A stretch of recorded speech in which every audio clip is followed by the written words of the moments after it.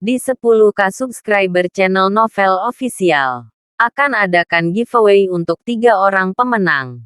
Jangan lupa untuk selalu komen dan like untuk setiap video. Selamat datang di channel Novel Official. Sebelum mendengarkan novel, Perintah Kaisar Naga, jangan lupa like, share, and subscribe. Kalau tidak kuretakkan jantung kalian. Tanpa lama-lama lagi langsung saja kita masuk di cerita novelnya. Selamat mendengarkan bosku. Bab 76. Itu adalah nomor yang diminta Mona dari Derry. Setelah Edward menjawab panggilan itu, Mona berkata dengan kasar, jam berapa? Ini. Mau berapa lama kamu ingin aku menunggu? Jangan lupa bahwa keluargamu yang memohon padaku dan memintaku untuk menunggu. Setelah Mona selesai berbicara, dia menutup telepon tanpa menunggu Edward sempat berbicara. Di sisi lain, setelah Edward menjawab telepon, dia tertegun sejenak dan wajahnya sedikit malu. Bagaimanapun, pada usianya, dia ditampar oleh seorang gadis kecil seperti Mona. Demi pekerjaan anaknya, Edward akan tahan. Dave bertanya, "Ayah, siapa yang menelepon?" Edward mendesak Dave untuk turun. "Itu Mona. Dia menunggu di bawah. Turunlah dengan cepat. Ingatlah untuk mengatakan hal-hal baik kepada mereka." Dave turun dan melihat Mona menunggu di pintu. Jadi dia berjalan mendekat dan berkata dengan nada meminta maaf. "Maaf, aku membuatmu menunggu." Melihat Dave, Mona segera berkata dengan wajah marah, "Jika bukan karena permintaan ayahku, aku tidak akan terlalu malas untuk menjemputmu. Lihat apa yang kamu kenakan. Jas dinasti mana yang kamu gunakan? Terlalu tua." Dave sedikit mengernyit, tetapi masih menahan amarahnya. "Saya membeli ini 3 tahun lalu, dan saya belum memakainya. Ini masih baru tapi itu kentut untuk digunakan. Setelan kuno seperti itu saat ini tidak digunakan lagi." Mona cemberut. Lalu apakah aku harus kembali dan berganti pakaian?" kata Dave. "Lupakan saja." "Jam berapa ini?" "Jam berapa?" Masuk ke mobil. Mona membuka pintu mobil dengan wajah dingin dan langsung duduk di atasnya. Dave ingin duduk di kopilot, tetapi baru saja membuka pintu, tetapi dihentikan oleh Mona. "Duduk di belakang. Pantaskah Anda duduk di kopilot?" Dave mengerutkan kening dan kemudian duduk di belakang. Sementara Mona tidak menunggu Dave untuk duduk dengan benar. Dia bergegas keluar dengan injakan gas. Untungnya, Dave punya waktu untuk pulih. Kalau tidak dia akan jatuh. "Ingat, Anda tidak bisa mengatakan bahwa Anda mengenal saya ketika Anda tiba di perusahaan. Dan saya tidak peduli apakah Anda dapat pekerjaan dari wawancara itu atau tidak. Itu semua tergantung pada kemampuan Anda sendiri. Jangan berharap saya membantu Anda. Saya cukup memperkenalkan Anda ke perusahaan untuk wawancara kerja dalam perjalanan." Mona menyuruh Dave untuk tidak banyak bicara. Yang terpenting adalah menjaga agar Dave tidak mengatakan bahwa dia mengenalnya, karena dia takut Dave akan mempermalukan dirinya. "Oke," Dave menjawab dengan santai. Segera, mobil tiba di perusahaan Mona, yang merupakan perusahaan kolektif dengan selusin lantai di seluruh kantor PT Kimia Harian. Dave mengangkat kepalanya, melihat nama perusahaan besar itu, dan sedikit mengernyit. "Bukankah ini adalah perusahaan keluarga Su?" Dave ingat dengan benar, perusahaan Kimia Harian juga merupakan bisnis keluarga Su. Dia ingat bahwa Yuki tampaknya pernah menyebutkan bahwa ketika hari ulang tahun Yuki, bersamaan dengan didirikan perusahaan ini oleh Juan, dan dianggap sebagai hadiah ulang tahun untuk Yuki. Yuki adalah ketua dari badan hukum perusahaan ini. Tetapi, dia tidak berpartisipasi dalam manajemen dan jarang datang ke perusahaan ini. Mona berkata dengan sangat bangga, "Itu benar. Ini adalah perusahaan keluarga Su, orang terkaya di Hongcheng. Merupakan kehormatan besar untuk dapat bekerja di sini. Berbagai manfaat jauh lebih baik daripada bekerja di perusahaan lain." Dev tersenyum tanpa mengatakan apa-apa, tetapi mengikuti Mona menuju perusahaan. Segera setelah Dev berjalan ke pintu, dia melihat seorang pemuda gagah, tinggi dan tampan dengan setelan jas, berdiri di pintu. Orang ini adalah pacar Mona, Billy Cui. Setelah Billy melihat Mona, dia langsung menyambutnya dengan senyuman. "Mona, mengapa kamu datang sedikit terlambat? Jangan bicarakan itu. Ayahku memintaku untuk menjemput putra kawan seperjuangan. Jadi aku harus menjemputnya." Mona cemberut, sedikit tidak senang. Bab 77. Billy memandang Dev di belakang Mona. Jejak penghinaan melintas di matanya. Dan kemudian dia meraih tangan Mona dan berjalan maju. Dev hanya bisa mengikuti di belakang. Sementara Billy dan Mona berbisik. Billy berkata dengan suara rendah, "Jika Anda tidak ingin dia bekerja di sini, saya hanya akan memprovokasinya dalam wawancara. Bagaimanapun, hari ini adalah wawancara saya." Mona juga berbisik di telinga Billy, "Jangan terlalu jelas, atau dia akan memberitahu ayahku, dan ayahku akan membunuhku lagi. Orang ini baru saja keluar dari penjara, jadi tolak saja dia dengan masalah ini." Mereka takut Dev akan mendengarnya.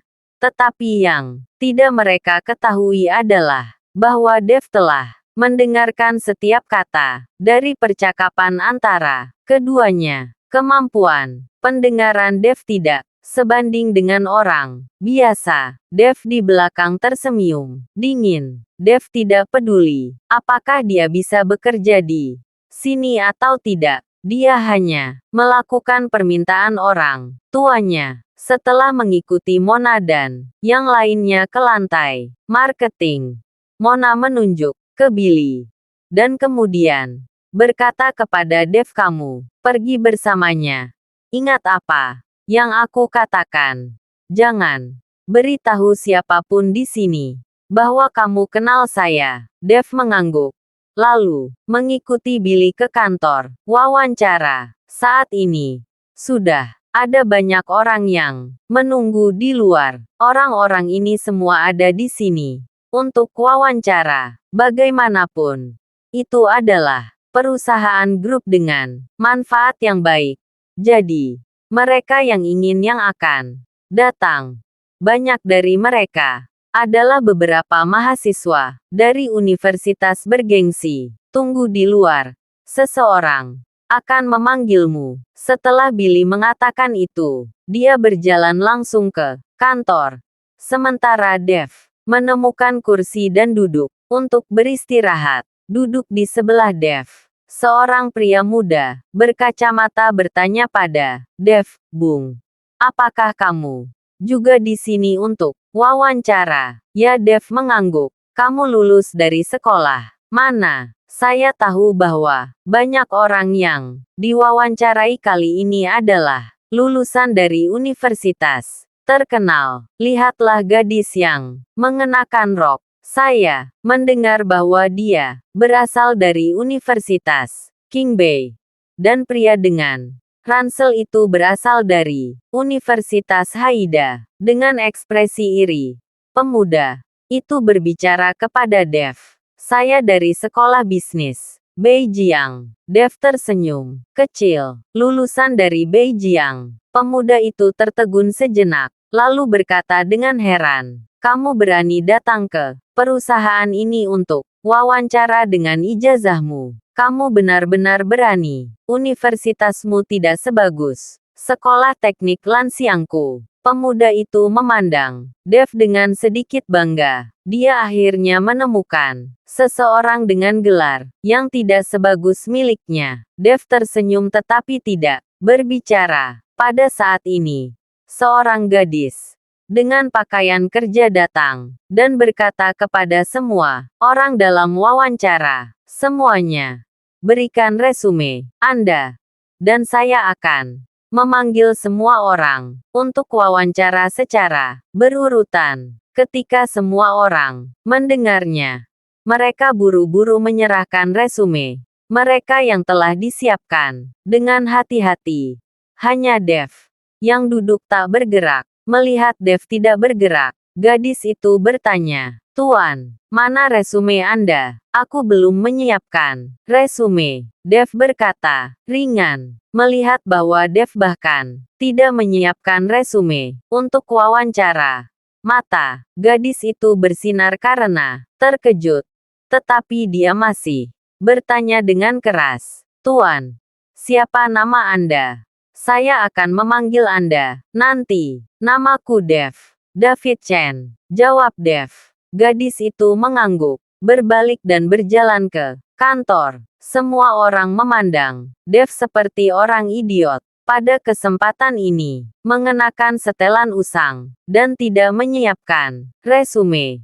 Bagaimana mungkin dia lolos wawancara? Hanya pemuda yang baru saja berbicara dengan Dev, yang memandang Dev dengan sedikit aneh, dan kemudian tiba-tiba berbisik, "Bung, apakah Anda memiliki hubungan keluarga?" dan pergi melalui pintu belakang. Dev tertegun sejenak, bertanya-tanya mengapa pemuda itu mengajukan pertanyaan seperti itu. "Kamu pasti melewati pintu belakang. Kalau tidak, kenapa kamu tidak menyiapkan resumemu? Dan orang yang membawamu ke sini barusan, aku melihatnya sebagai eksekutif di perusahaan ini. Tidak heran kamu begitu tenang." Pemuda itu sedikit tersanjung sambil tersenyum.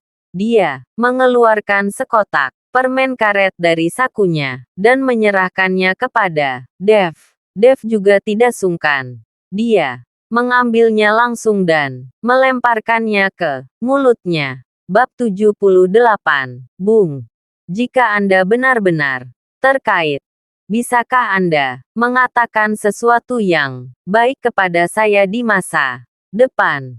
Jika saya dapat diterima, saya akan mengundang Anda untuk makan di hotel besar. Pria muda itu menatap Dev dengan penuh harap. Dev tersenyum sedikit. "Oke, jika saya berhasil, saya akan memberi Anda 2 kata. Bagus. Terima kasih. Terima kasih. Terima kasih banyak." Pria muda itu tampak bahagia, dan terus menjilat Dev untuk berterima kasih padanya. Segera, wawancara dimulai. Satu persatu, pewawancara berjalan dengan gugup dan keluar dengan frustrasi. Bahkan orang yang diwawancarai dari universitas terkenal gagal melihat bahwa orang-orang yang diwawancarai dari universitas terkenal semuanya gagal. Pemuda di samping Dev menjadi lebih gugup. Tangannya sedikit mengepal, dan telapak tangannya penuh keringat. Selanjutnya, David Chen. Tak lama, giliran Dev. Ketika Dev bangun, pemuda di sampingnya menangkapnya. "Bung, kamu harus mengatakan sesuatu yang baik untukku. Aku mengandalkanmu," kata anak laki-laki itu gugup. Dev mengangguk, lalu berjalan ke kantor. Begitu dia masuk, dia melihat 3 orang duduk di belakang meja dengan gadis yang baru saja mengumpulkan resumenya berdiri di sampingnya. Melihat Billy sedang duduk di tengah, jelas dia adalah Pewawancara utama untuk wawancara hari ini. Dan 2. Kiri dan kanan hanyalah pelengkap. Apakah dia bisa lulus wawancara atau tidak? Hanya perlu satu kata dari Billy. Billy memandang Dev dan berkata dengan tenang, "Perkenalkan dirimu." Tepat ketika Dev hendak berbicara, dia melihat seorang pewawancara di samping Billy berkata, "Karena kamu tidak memiliki resume, kamu perlu memberitahuku semua tentang pengalamanmu dalam beberapa tahun terakhir setelah lulus dari universitas." Dev mengangguk dan secara singkat menjelaskan pengalamannya setelah lulus. Tentu saja, dia juga mengatakan tentang pemenjaraannya. Dia tidak menyembunyikan apapun, karena dia tidak perlu menyembunyikan apapun. Namun, ketika Dev mengatakan bahwa dia pernah di penjara, tidak ada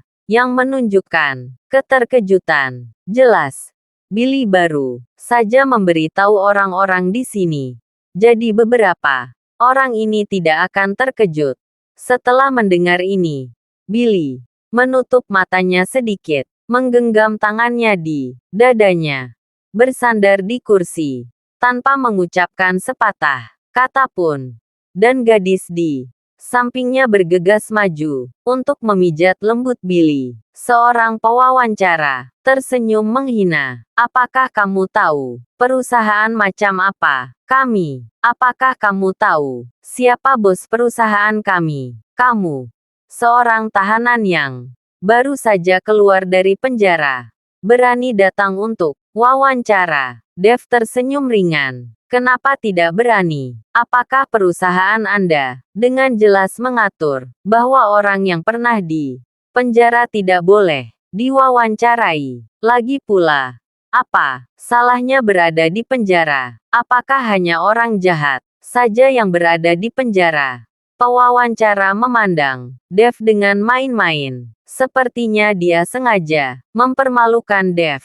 Dan suaranya sangat keras. "Meskipun perusahaan kami tidak memiliki peraturan tertulis, tetapi Anda direformasi melalui penjara. Jika Anda masuk ke perusahaan, itu akan mempengaruhi citra perusahaan kami. Saya percaya bahwa perusahaan lain tidak akan menginginkan Anda sebagai karyawan di perusahaan.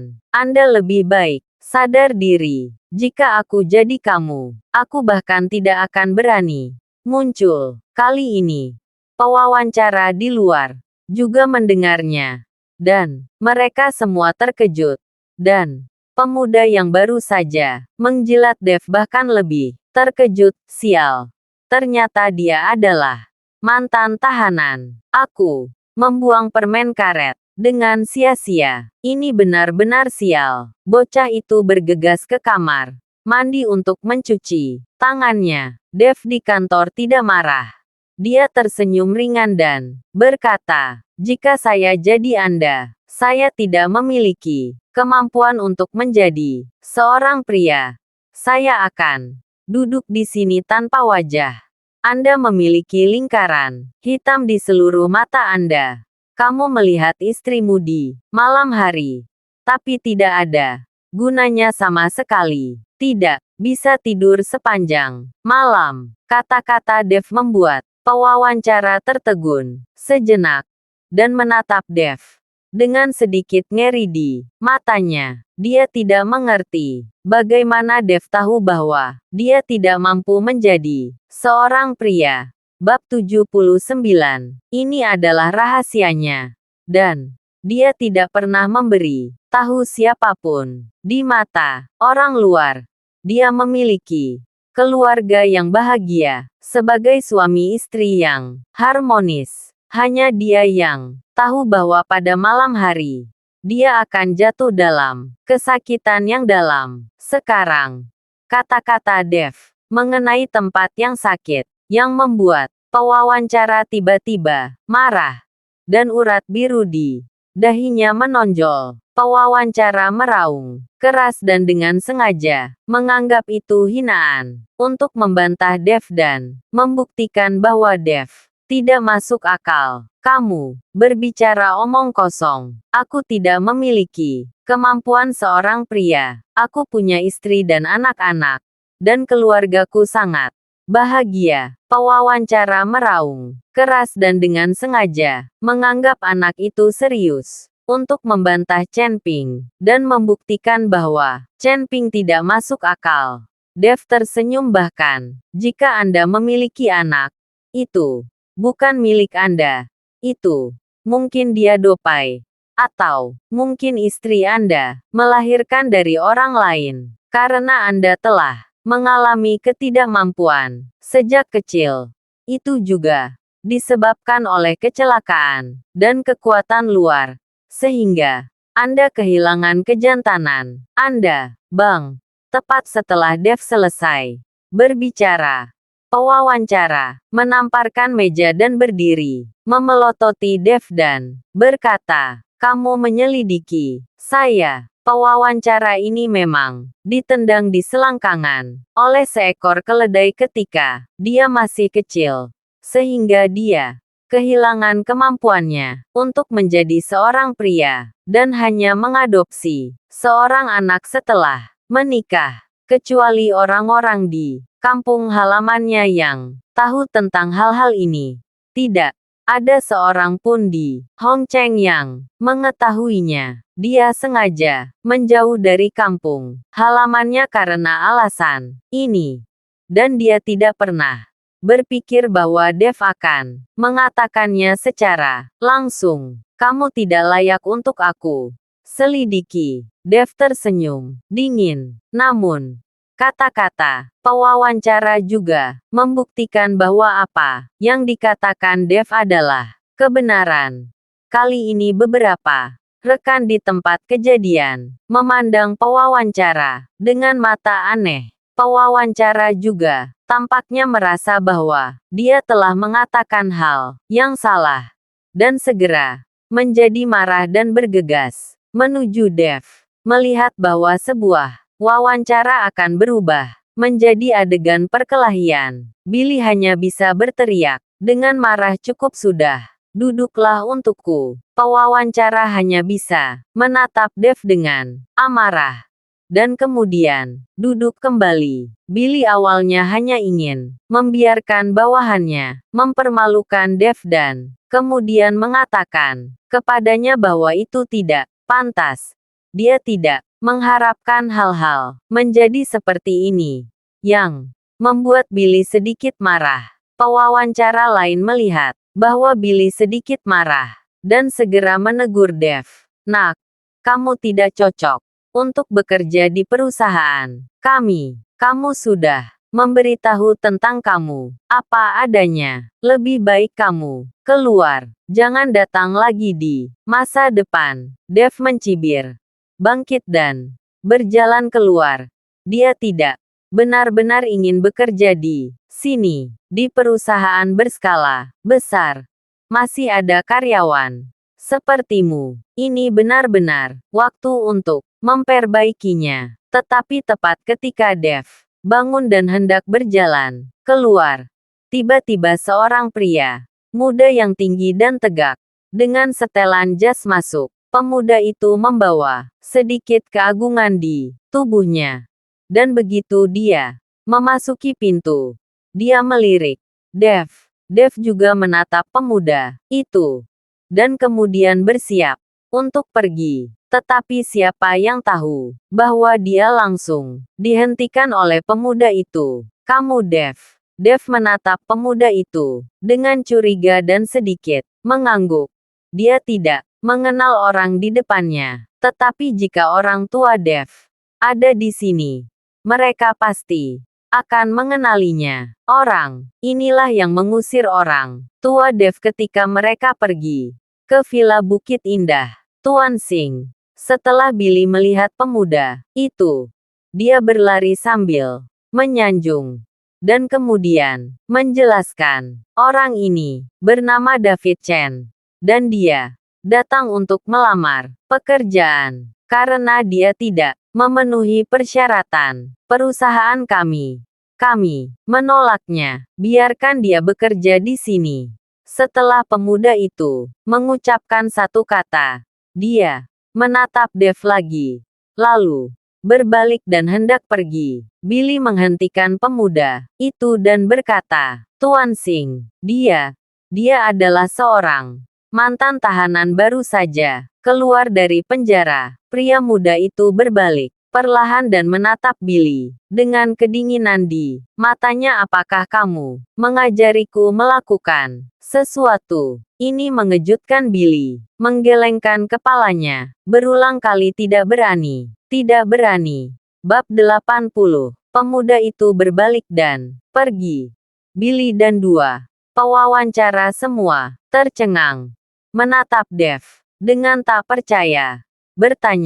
Tanya bagaimana Dev dan Presiden Singh saling mengenal. Dev bertanya dengan wajah bingung. Dev, bagaimana Anda mengenal manajer umum Singh? Apakah dia manajer umum perusahaan ini? Saya tidak mengenalnya. Dev menggelengkan kepalanya. Dev tidak mengenal pemuda ini. Bahkan dia belum pernah bertemu dengannya. Tetapi pemuda ini pernah melihat Dev Pink, dan dia bahkan melihat Dev bersama Yuki di mall. Nama pemuda itu adalah Junior Singh, seorang mahasiswa internasional yang lulus dari Universitas Stanford di luar negeri. Setelah kembali ke Cina, dia bekerja di grup Su, dan Junior ini juga menyukai Yuki dan telah mengejar Yuki selama ini. Tetapi Yuki tidak menyukainya. Setelah Juan memberikan Yuki perusahaan PT Kimia Harian, karena Yuki tidak sempat mengelolanya, ia menunjuk Junior Singh menjadi manajer umum PT Kimia Harian dan bertanggung jawab penuh atas pengoperasian dan pengelolaan perusahaan. Junior ini memang memiliki kemampuan.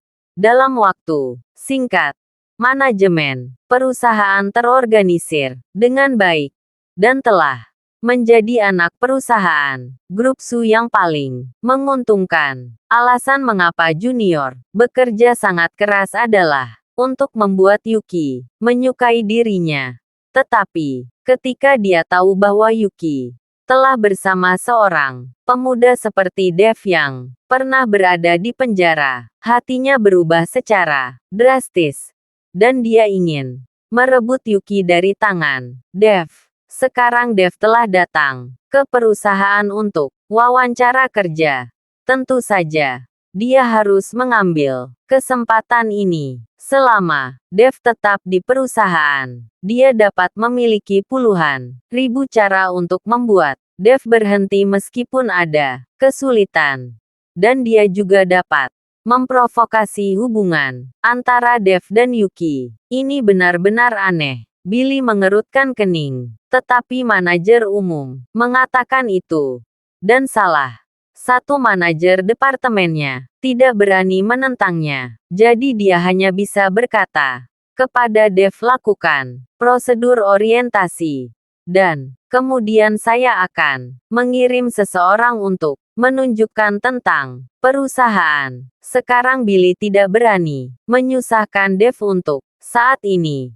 Dia tidak tahu apa hubungan antara Dev dan Junior. Dev juga sedikit bingung. Dia tidak mengerti. Tuan Singh, ini mengapa dia ingin menjaga dirinya. Sepertinya dia tahu tentang dirinya. Mungkinkah Yuki tahu bahwa dia datang ke perusahaannya untuk wawancara kerja dan secara khusus meminta kepada manajer umum untuk menerimanya bekerja? Dev sedikit mengernyit dan berpikir mengikuti gadis di kantor dan dibawa untuk menjalani prosedur masuk. Begitu Dev keluar, dia dimarahi oleh pemuda yang baru saja memakai kacamata. Sial, kamu ternyata adalah mantan tahanan. Aku benar-benar tidak beruntung telah berbicara denganmu untuk Waktu yang lama. Sayang sekali, orang sepertimu tidak akan pernah bisa mendapat pekerjaan di sini. Dev memandang pemuda itu. Awalnya,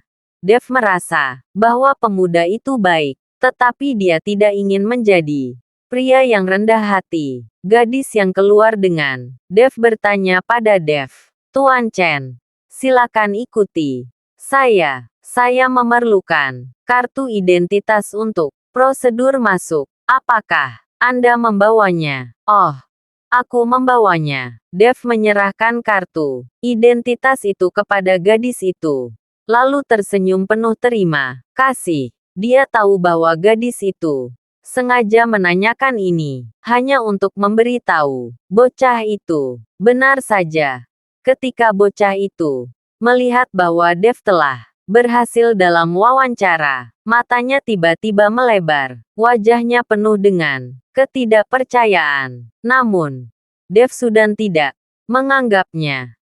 Dan setelah mencibir, dia mengikuti gadis itu dan langsung pergi. Ketika Dev melamar pekerjaan itu di kantor, manajer penjualan, Mona, berkata dengan marah kepada Billy, "Apa yang terjadi denganmu? Bukankah aku mengatakan kamu tidak boleh menerimanya? Sekarang dia telah diterima. Di masa depan, dia akan membuatku bosan sampai mati. Ayahku pasti akan memintaku menjemputnya bekerja setiap hari." Billy juga tidak senang. "Kenapa kamu menyalahkanku? Siapa yang tahu apa hubungan anak itu dengan Bos Singh?"